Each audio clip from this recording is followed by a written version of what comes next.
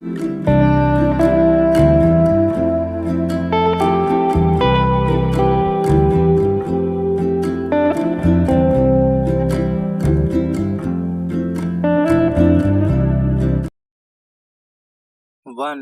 To three start. महोदय, लोकतंत्र में कोई भी निर्णय लोकतंत्र की सीमाओं से बाहर जाकर लेना लोकतांत्रिक सरकार के लिए सरल नहीं है। जो लोकतंत्र विकसित हैं वे भी जनता के उस भाग को ध्यान में रखकर ही बजट तैयार करते हैं जिसका लोकतंत्र में ज़्यादा महत्व होता है। अमेरिका जैसा विकसित देश भी जन सुविधाओं जैसे चिकित्सा, स्वच्छता और बेरोजगारी भत्ता जैसी मदों पर पर्याप्त खर्च करता है। चूँकि भाजपा गठबंधन सरकार भी एक लोकतांत्रिक सरकार है, इसलिए रेल बजट की परछाई आम बजट पर भी पड़ने की संभावना से इनकार नहीं किया जा सकता। कुछ लोग रेल बजट को भी जन विरोधी या फिर सख्त बजट करार दे रहे हैं।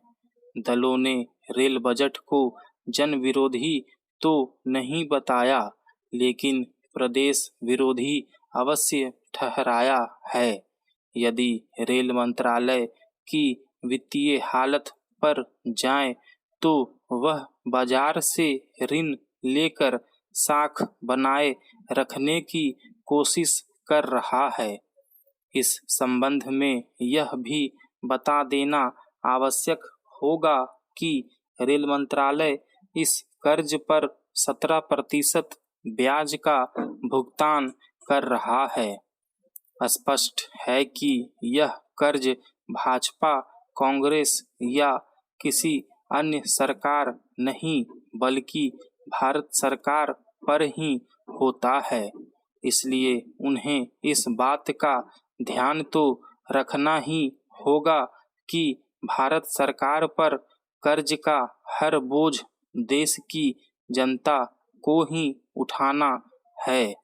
इस विषय में यह तो सच है कि ऐसे कर्ज का बोझ वर्तमान पीढ़ी पर कम और आगामी पीढ़ी पर कहीं ज़्यादा होगा।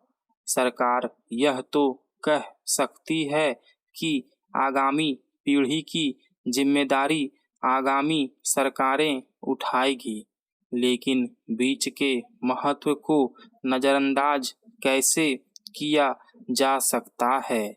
जहां तक वित्तीय घाटे का प्रश्न है तो यह चालू वर्ष में बढ़कर 90,000 करोड़ रुपये तक जा सकता है।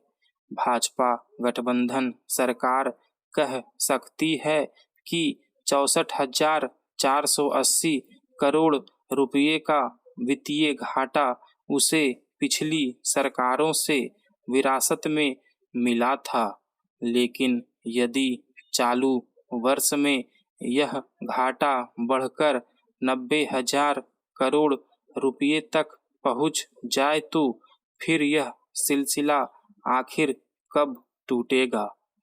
इस विषय में भाजपा गठबंधन सरकार को यह उदाहरण स्थापित करना चाहिए कि वह सरकार के खर्च में भारी कटौती का रिकॉर्ड दर्ज कराए।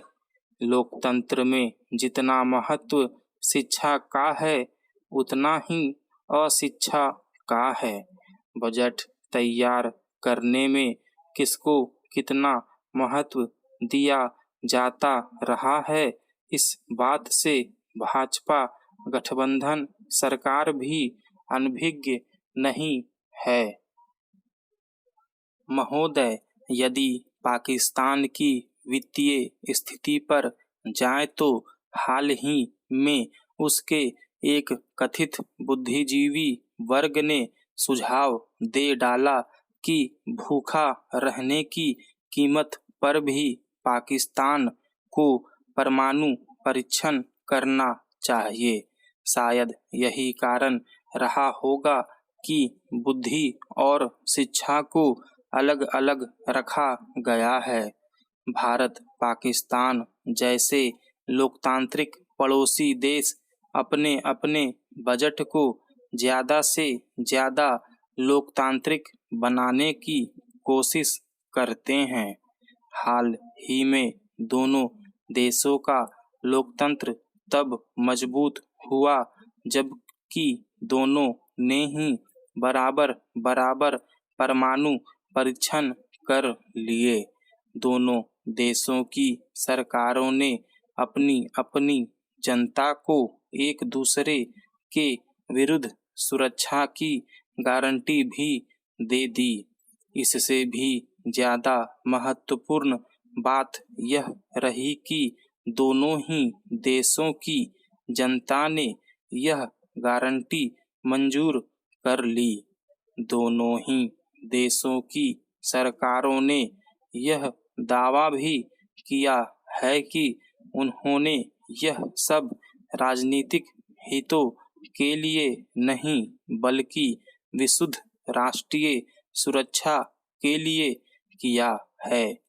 दोनों ही पड़ोसी देशों की सरकारों का यह दावा सही हो सकता है, लेकिन क्या इन सरकारों में से किसी ने यह भी सोचा कि उनके इस प्रयोग से किसी तीसरी सरकार को तो लाभ नहीं पहुंच रहा है?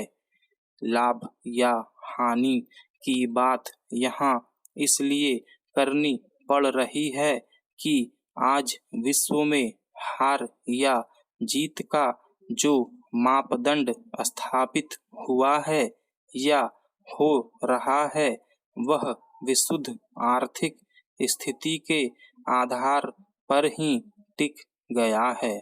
इसलिए यह तय है कि सैनिक सामान के खरीदारों की आर्थिक स्थिति कमजोर होगी और उसके बेचने वाले की स्थिति मजबूत होगी। अमेरिका और चीन दोनों ही हथियार बेचने की स्थिति में है, जबकि खरीद के लिए भारत और पाकिस्तान को तैयार किया जा रहा है। यह सच है कि इसके लिए जनता को तैयार करना होगा। यह काम तो कम से कम संबंधित देशों की सरकारों पर छोड़ना होगा।